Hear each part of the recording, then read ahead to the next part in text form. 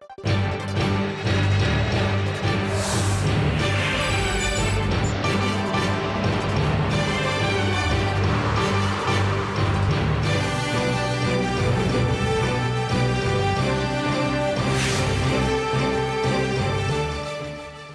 and welcome. Thank you for joining us. Hope you're having a great weekend so far. Live from Seoul, I'm Daniel Choy with this Sunday evening's edition of Arirang News.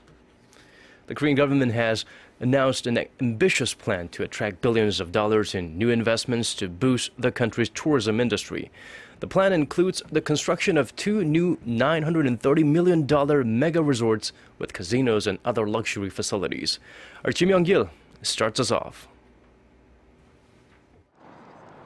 The plan calls for the prompt spending of nearly $16 billion previously earmarked for the development of 4 mega projects and aims to attract more than $7 billion in new investments for the construction of hotels, resorts, and theme parks for a total of $23 billion. The plan was formulated by the ministries of Finance, Tourism, and Land and other government agencies.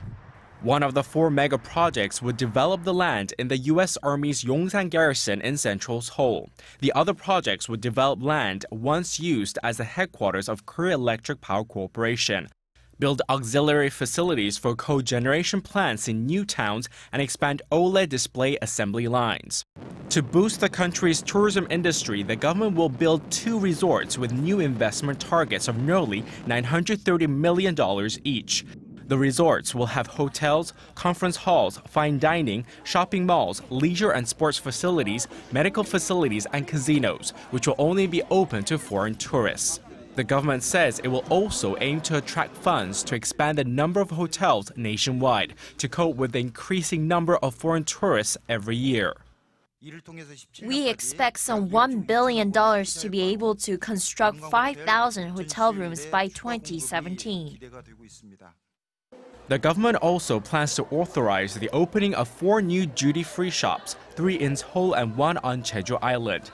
In addition, the government hopes to designate 6 new high-tech centers in urban areas and will provide more than $18 billion this year in the form of loans to innovative tech companies. Ji Myung-kil, Arirang News. 2014, it was a historic year for Korea's cosmetics industry. Exports jumped more than 50% to $1.82 billion, giving $92 billion, that is, giving the country its first annual surplus in that sector.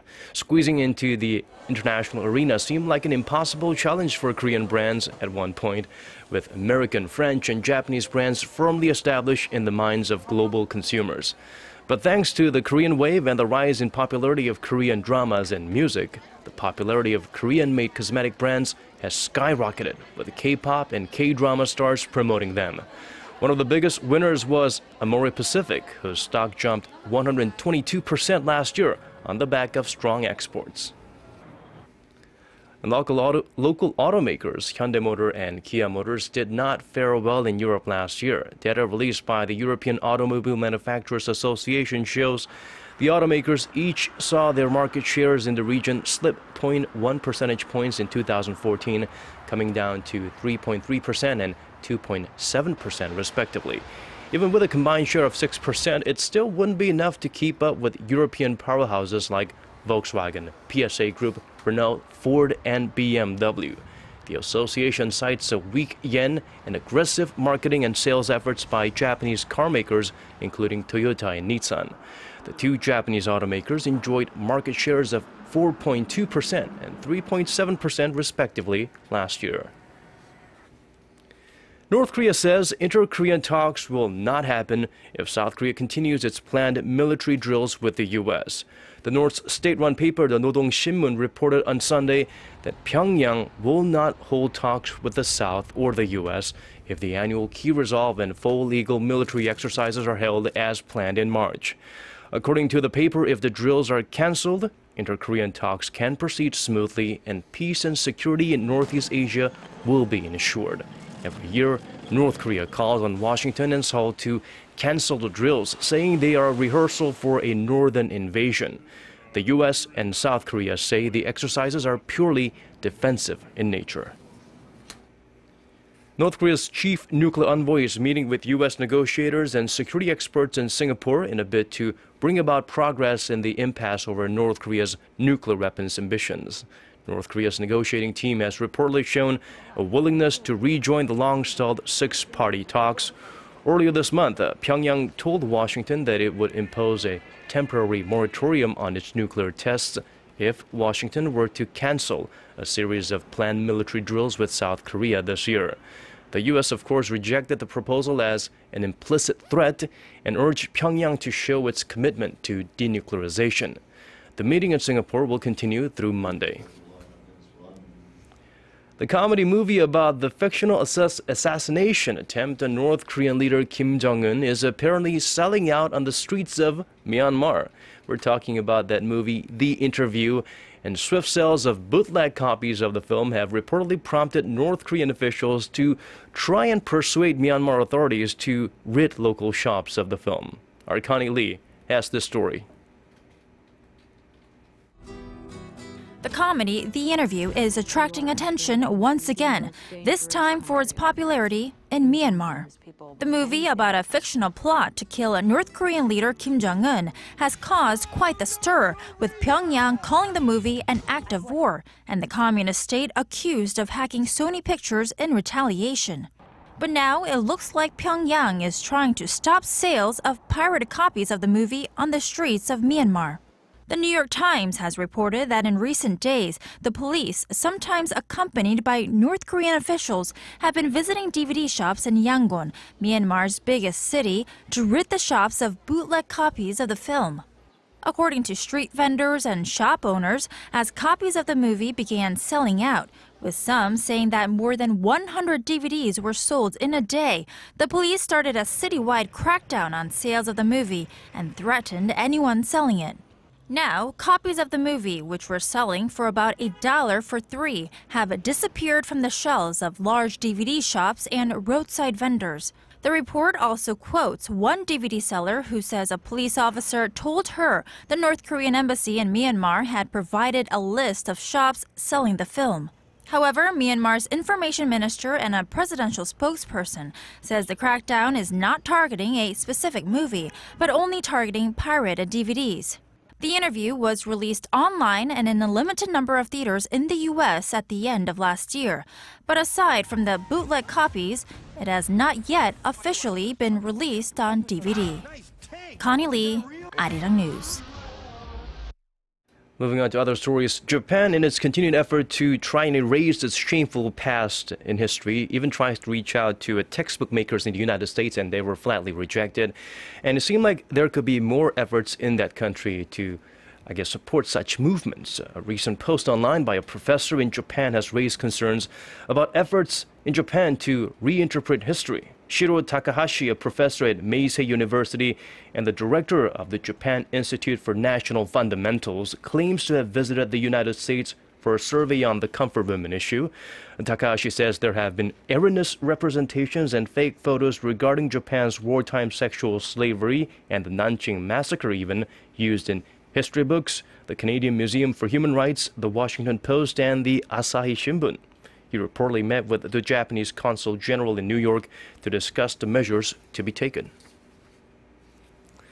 Well, more people have been killed in Niger during continued protest against Charlie Hebdo's cartoons of the Prophet Muhammad. At least 5 people were killed on Saturday, the second day of the protest, bringing the death toll to 10. The latest protest was sparked by the authorities' decision to ban a meeting of Muslim leaders. Police fired tear gas at demonstrators who responded by throwing stones and setting squad cars on fire. President Mahamadou Issouf said in a televised address, those responsible for the violence have understood nothing of Islam and will be punished. He did add, however, that he understood how Muslims could feel offended by the caricatures of the Prophet and that freedom of expression should not mean liberty to insult religious beliefs. Local researchers have developed a new multi-layer cultivation system that can easily be installed in greenhouses. It is expected to help boost productivity because it uses space more efficiently and costs a fraction of existing systems, which will in turn help farmers increase their income. Our Paul Yi has more. This is a high-tech plant factory in Korea established in 2011. The environmental conditions in this room are regulated by automated systems. They control the indoor temperature as well as the amount of light, carbon dioxide, and nutrient solution levels. Plants can grow all year round without being influenced by external factors. But the problem is the high installation price, which can be up to $1,500 per square meter. Now, local developers have come up with a more affordable cultivation system that allows them to grow fresh lettuce in so-called tri-level beds. The lettuce growing on the top layer receives sunlight, while the 2 layers below get additional light from special fluorescent lamps to supplement the solar energy. The cost is 1/8 of that of the older plant factory at only $180 per square meter. Productivity, on the other hand, is 4 times higher than at regular greenhouses with hydroponic systems. The system is easy and simple to install inside greenhouses, and the plants grow well because they can receive sunlight. The researchers aim to install the system at regular farms once they prove its economic feasibility by testing it with crops other than lettuce. Their hope is that it will contribute to boosting farmers' income in the long run. Paul Yi, Arirang News. And now the weather, up to 7 centimeters of snow can be expected in Gyeonggi, Gangwon, and Chungcheongbuk-do provinces. And this winter is proving to be quite a merciful one here in Korea, with the mercury staying well above 0 on Monday. And now let's check out the weather conditions in your neck of the woods and around the world.